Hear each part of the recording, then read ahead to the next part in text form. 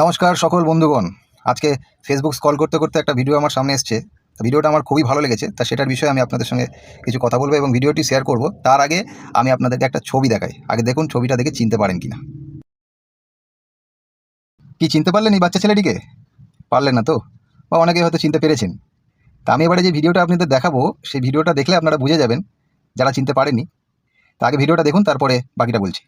বিজেপির আমলে বিজেপি সরকার চলা অবস্থায় প্রয়োজনে মানুষ অন্য রাজনৈতিক দল বুক ফুলিয়ে করতে পারবে, তাদের যদি মনে হয়, আমাদের কোনো আপত্তি থাকবে না। এইবারে চিনতে পেরেছেন নিশ্চয়ই। ইনি হচ্ছেন ভারতীয় জনতা পার্টির 10ম রাজ্য সভাপতি সুকান্ত মজুমদার মহাশয়। নতুন কিছু শুনলাম বলে মনে হলো না?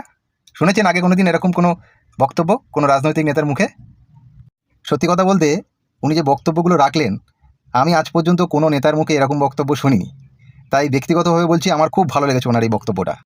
আর ওনার এই বক্তব্যর মধ্য দিয়ে উনি বুঝিয়ে দিলেন যে উনি কতটা নম্র, ভদ্র এবং শিক্ষিত একজন ব্যক্তিত্ব।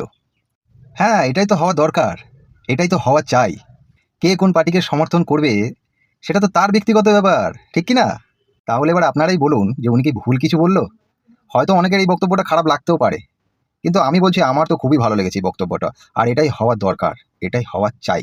আর অবশ্যই জানাবেন যদি আপনার জানা থাকে যে বিগত দিনে কোনো নেতার মুখে আপনি এরকম বক্তব্য শুনেছেন কিনা। যদি শুনে থাকেন তাহলে অবশ্যই জানাবেন। জয় হিন্দ, জয় ভারত।